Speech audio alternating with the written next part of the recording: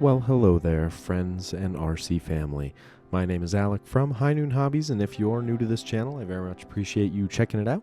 Hope that you will stick around, watch this video, see if this content seems worth your while, and consider subscribing so that then I can say to you, if you aren't new here, welcome back to yet another Sunday upload. This time, another relaxed one.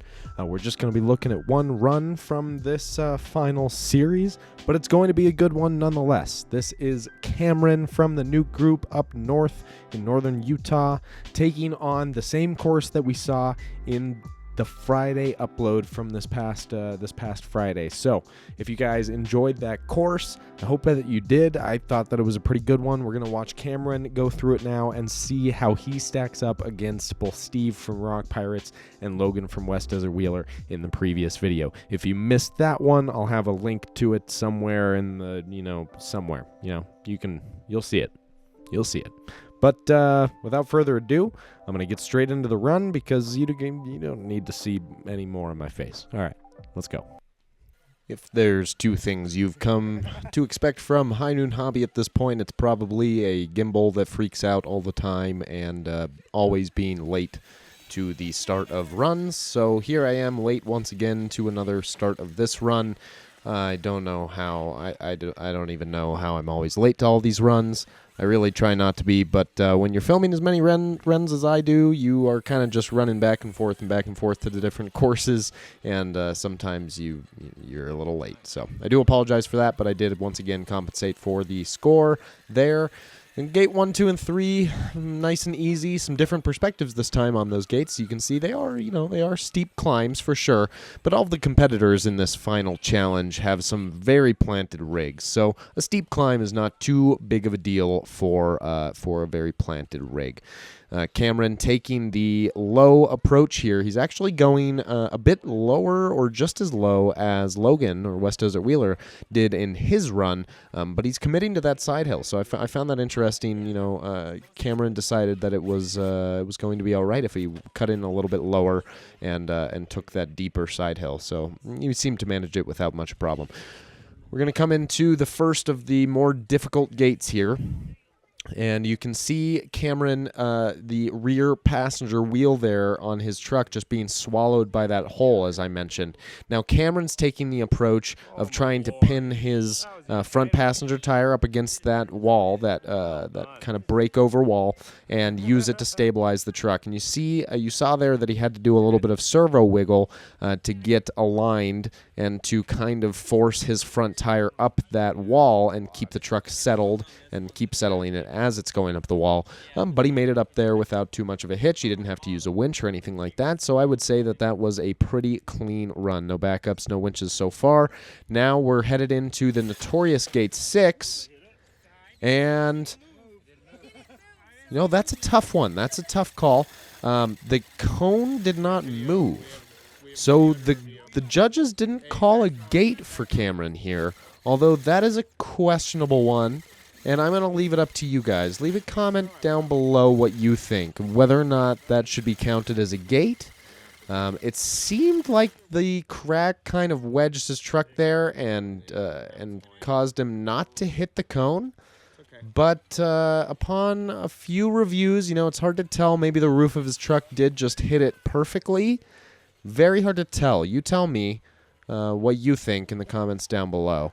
But we're going to leave it off the score just to see here. We've got the rollover, which we've seen a struggle with in the past on gate number 6 there.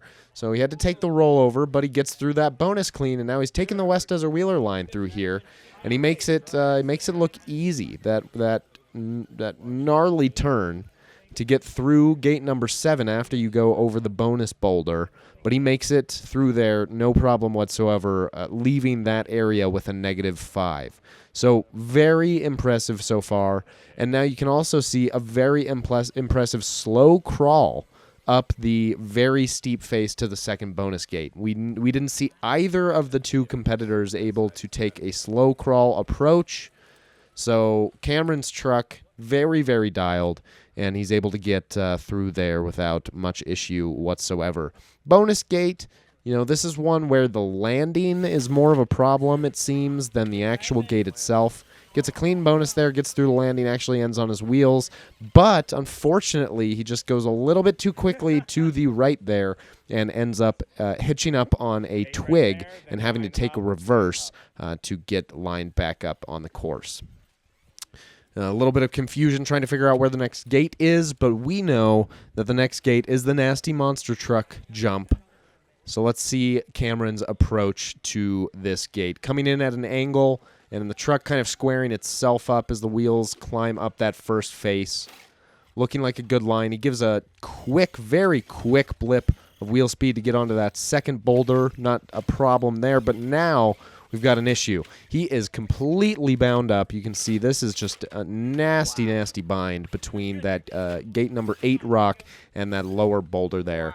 And he ends up taking just a couple of reverses to get himself unbound from that. And pretty impressive, The durability of his truck definitely showing in those moments. We can see his crinkled wheels really telling the tale of just how tough that line was on that truck. It got really, really bound up.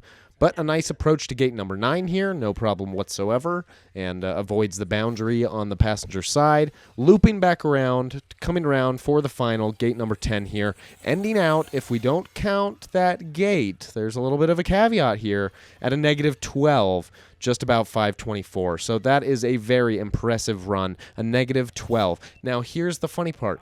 Even if we count that gate against Cameron, he still ended up with a -2 on that course. So either way you look at it, Cameron beat both of the competitors that we watched on Friday, two very, very capable drivers. That just is a testament to how capable of a driver Cameron is. I think personally he is a really good driver and he's got really dialed rigs. So I really enjoyed watching that run. A -12 on this first course here is an incredible score. We saw a lot of competitors go through there and some had a rough time, but -12 as a kind of baseline score there is very impressive. Well done, Cameron. So let me know in the comment section down below. Do you think it was -12? Do you think it was -2? I want to hear from you. Otherwise, I hope that you guys enjoyed this run. If you did, go ahead and give this video a like and consider subscribing to High Noon Hobby if you want to see more content like this every Friday and Sunday. We've got a big weekend next weekend with all of the videos that are going to be coming from this final showdown. We've got the top 5 that I am going to be working on throughout this week to be able to post this upcoming weekend. So I hope that you guys are ready for that, but either way, it's coming. All right, that's all I've got for you. We'll see you in the next one. Cheers.